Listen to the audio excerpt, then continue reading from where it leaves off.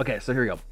This is the question from Nanimator. He asked the question, which extended version of a Star Wars episode would you be more interested in? Revenge of the Sith or The Rise of Skywalker? Okay, so, this is actually a pretty good question. Because, on one hand, I love Revenge of the Sith, and I definitely think there's a lot more they could have fleshed out. I actually did a video on that more recently where I talked about how Revenge of the Sith, I feel like, needed another 30 minutes at least to kind of go deeper into the turning of Anakin.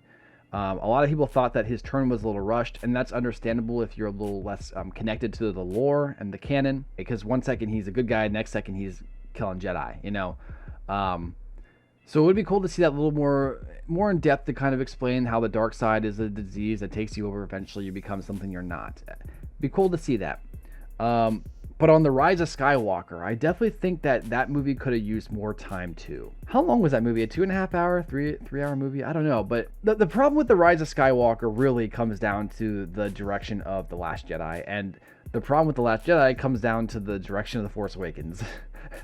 And the problem with The Force Awakens comes down to the fact that the people who were put in charge of it didn't respect the previous material and shouldn't have been in charge of it. So that's just one of those things where it's like, I can't blame The Rise of Skywalker because of The Last Jedi.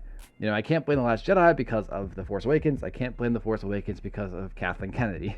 That's it. That's the truth. You know, you can get mad at me all you want.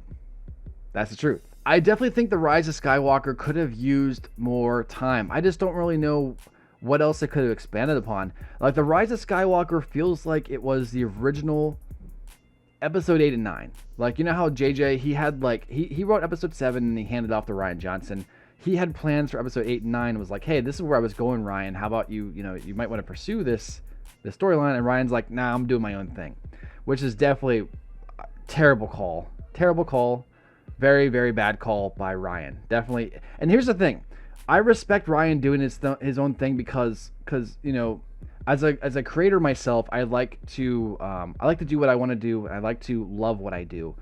And Ryan wanted to respect what he wanted to respect himself by doing what he wanted to do. So you got to give him respect for that. But the difference is this isn't just some random franchise. You know, this isn't just a plain one-off movie. This is episode 8 of the Star Wars franchise. You know what I mean?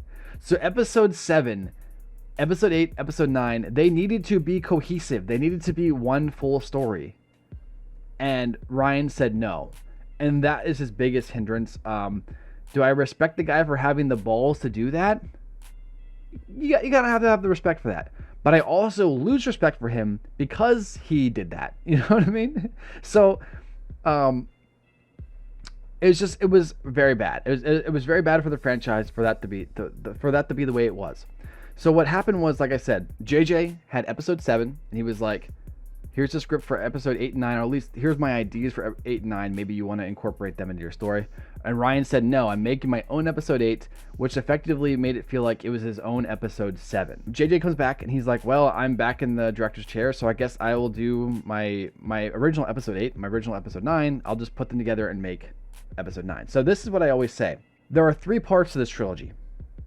There should have been episode 7, episode 8, episode 9, right? Part 1, part 2, part 3.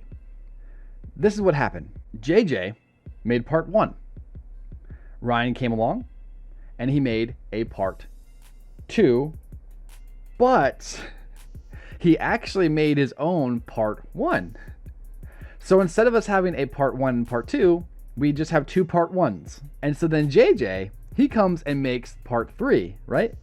But instead of him making part 3, he has to make up for the mistake of what Ryan did of making a second part 1. So he makes part 2 and 3 together. So instead of us having a part 1, part 2, and a part 3, we have 2 part 1s. If you're still following this, I don't even know if you are anymore at this point. It's getting a little confusing, huh? We have 2 part 1s, and we have 1 part 2 and 3. And that is the problem. There's a lot of deeper things that go into this. Like I said, Kathleen Kennedy being in charge was probably the biggest issue with the whole thing from the start. Very bad call. Terrible call. And allowing that's the one thing too. It's one thing if she was in charge of it and she kept things in order, but she didn't. She just allowed it to be the way it was, and that's why I you can't forgive her for that. It was just The way she did that, no, I can't forgive her. It's just the way it is. And here's the thing: if you like the sequel trilogy, that's fine. You can like it. I understand why you would, and there are elements in the sequel trilogies that is really good. There is, just from a story's perspective, from a Star Wars fan perspective, it just doesn't work. It's not cohesive. It doesn't feel connected, and that's the worst part. The fact that your part 1 and part 2 don't even feel like they're connected. And your part 3 feels like it's connected to part 1, but not connected to part 2. Like, that's, it's infuriating. And I try to talk about it on my streams because once I start going, it's like a snowball effect. You know what I mean? It just keeps on going. So I'm gonna stop it there. Revenge of the Sith versus The Rise of Skywalker. Which one of those would I like to see extended? Revenge of the Sith. Because ultimately, there's nothing The Rise of Skywalker could have done to save itself. Like, that's the thing about Rise. I can't blame Rise because of The Last Jedi. You know what I mean? And that's just it. I can't blame Rise for what it is because of The Last Jedi. So, no matter what they would have done with Rise, it could have never been able to do what they wanted it to do. It just wouldn't have worked out. Revenge could definitely had stuff added upon it to really make it even better. I think Revenge of the Sith, for those who are just joining me in the stream, Revenge of the Sith is the best Star Wars movie in my opinion. Are there other more quality Star Wars films or more quality films overall? Yes, of course. But if we're talking about what is the best Star Wars movie, it's Revenge of the Sith in my opinion. Just to see more things going on with the characters, Revenge of the Sith for sure. If I have to choose, Revenge. What do you guys think? Let me know in the comments. Do you agree with me? Do you disagree with me? What other things would you like? Are there other movies? Here's a good one. Instead of just those two, out of all 9 movies, from Phantom Menace to The Rise of Skywalker, which one, if you could only have an extended version, which one would it be? Let me know in the comments. Very good question. So thank you, Animator. Great question.